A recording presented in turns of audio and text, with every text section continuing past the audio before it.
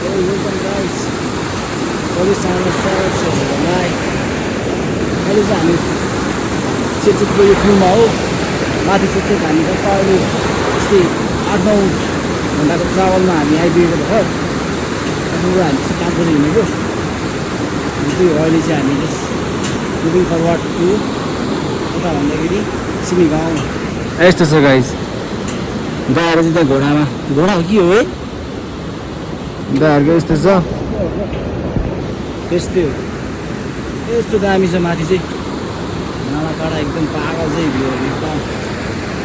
एकदम झर्ना रहेछ यार। ओए कस्तो माथि। गाइस हेर्दै जाउँ कस्तो आउँछ बाटोहरू देखाउँदैछु म। त्यही हो। हाम्रो दाइहरू चाहिँ याकसँग भारी बोक्दै यस्तो छ कन्डिसन चाहिँ। हामी चाहिँ भर्खर यहाँ माथि नै भर्खर माथि नै आउँदैछौँ हामी।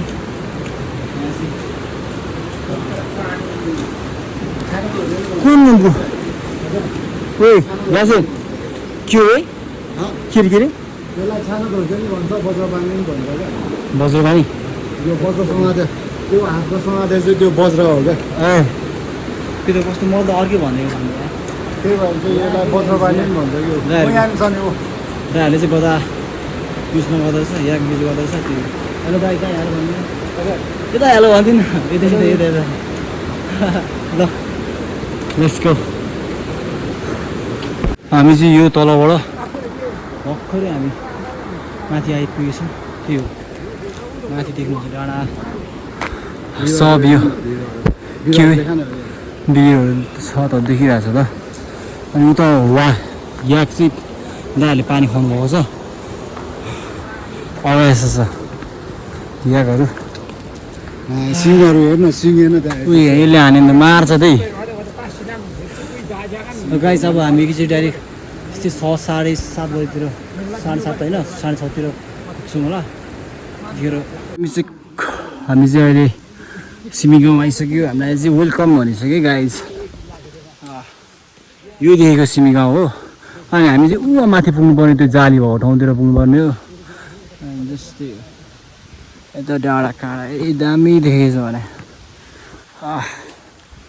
रमाइलो भएर जस्तै दाइहरूसँग गफ गर्दै आएको एकछिन पनि लागेन। त्यही हो त्यहीँबाट बाटो सिधै माथि पुगेपछि एउटा माने छ होइन।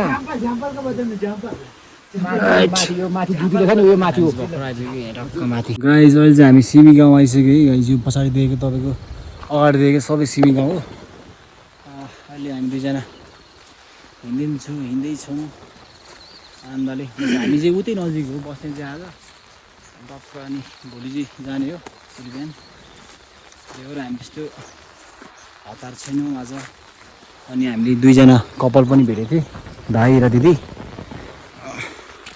उनीहरू पनि आज सिमी गाउँ नै बस्छ सायद। यहाँ चाहिँ अनि कस्तो भने गाईहरू चाहिँ दुईवटा टाइपको हुने रहेछ क्या। एउटा चाहिँ भारी बोक्ने गाई हुने रहेछ अनि एउटा चाहिँ जोत्ने गाई हुने रहेछ क्या। जर्सी गाई चाहिँ के अरे त्यो जर्सी गाईहरू त त्यो गोरु जोत्ने भयो होइन। त्यो बोक्ने गाईको नाम चाहिँ थाहा भएन।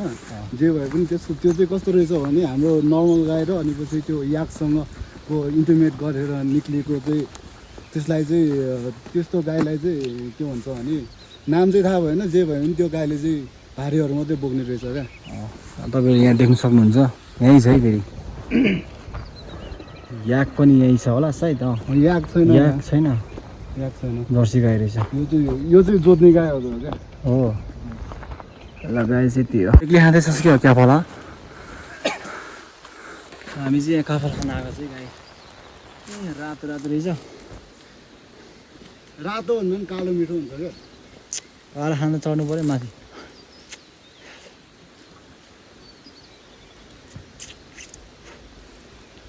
गाइस कालो चाहिँ छैन यार। कालो देख्दैन नि त यार। पाक्दैछ साथी चाहिँ गउँछ माथि त्यसले लिएर आउँछ। यो रमाइलो भएर चाहिँ गाइस ग्याङहरूको दिमाग खराब बालसँग स्तुमा भाका मिलाउने दोहोरी गाउने ढिँडो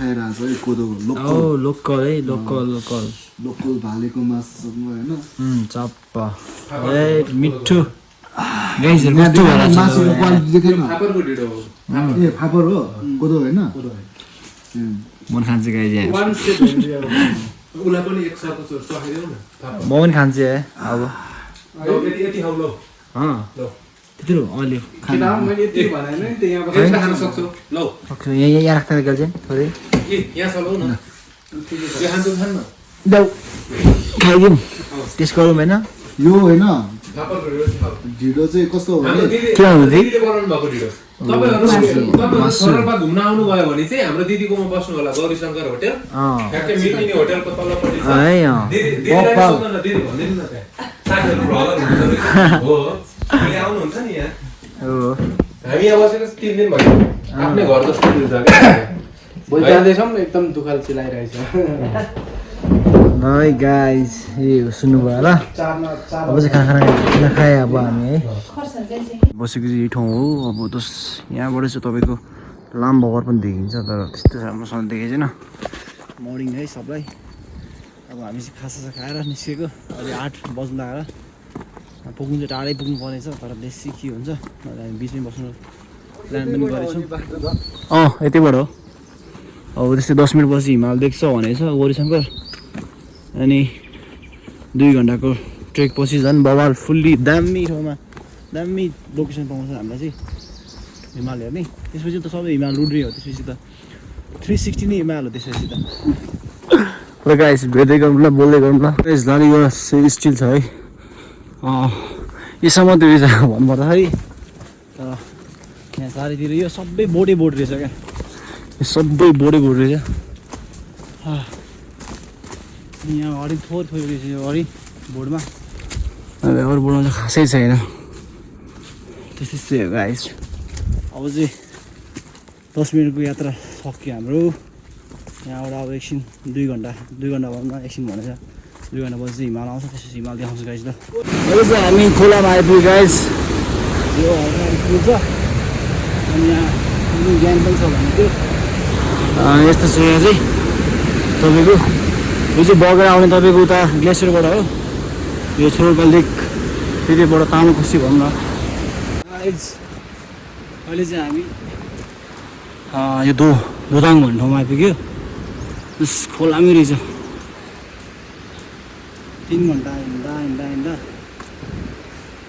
शेष साथीमा छ त्यो पनि थाकेर शेष भएको छ डाँडा काँडाहरू जस्तै छ अहिलेसम्म नै यो पछि चाहिँ हाम्रो तानदिङ समथिङ होला खाना होइन बस्ने त्यहाँ हुन्छ कि बेदिङ हुन्छ दुइटामा एउटा हो अहिलेसम्म फिक्स चाहिँ गरेको छैन हामीले बेसी कहाँसम्म पुग्छु अनि आज हिमाल हेर्न पाउने भनेको वेदरले गर्दा हेर्न पाउन जस्तो छ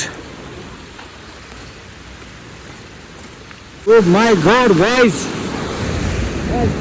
वेदर तलबाट त्यो हुस्छ आएको अवस्था हामी चाहिँ यताबाट पार गर्नुपर्ने छ के भन्नु यो बाटो अनि किन जानुपर्ने हो तर वेदर त यस्तो छ कि के भन्नु राइट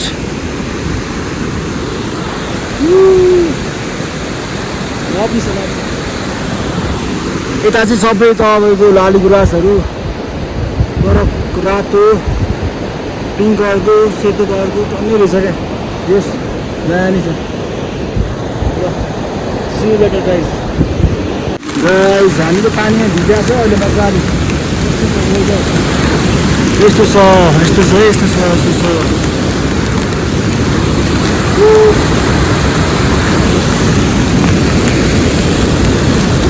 लालीगुराँस चाहिँ गाइस लालीगुराँस यो उता डाँडाभित्र उता डाँडा पनि छ लालीगुराँस चाहिँ एकछिन यहाँ रेस्ट गरेको गाइस 2 घन्टा जति बाँकी छ कारे धानदिङ होइन तपाईँ त्यहीँ पुग्नलाई खानदिङ त्यसपछि चाहिँ हामी 3 घन्टा 2 घन्टामा 3 घन्टा समथिङमा पुग्छ होला हामी फेरि बेरिङ। त्यसपछि मैले त्यहाँ गएर मेरो डे टु भ्लग साइड सकिन्छ। त्यही हो। यसो छ गाइस, बाटो एकदम खतम रहेछ। यस हामी खानासाना खाएर हामी चाहिँ बाटो लागेको। अनि यहाँ चाहिँ त हामीले अघि गएर बस्छ भाइ एकदम टेक केयर गरेर जानु भन्नुभएको थियो। यस्तो रहेछ क्या, खत्तम रहेछ बाटो त। अहिले यस्तो हिँड्नु परेको छ अहिले। यस नट गुड भनौँ, तर त्यस बनाउनु चाहिँ बनाइदिएको रहेछ यहाँको मान्छेले। त्यति हो, यो भयो नि जस्तो राम्रै हो, अल गुड। यस्तो छ गाइस, यस्तो छ यार। देखो न देखो न, देखो देखो देखो, लभली छ यार। यहाँ चाहिँ फेरि घर छ, एउटा घर, यहाँ झर्ना भइगयो। यस्तो छ पहाड, अनि यहाँ माथि हिमाल छ, तपाईँहरूले देख्न सक्नुहुन्छ। अनि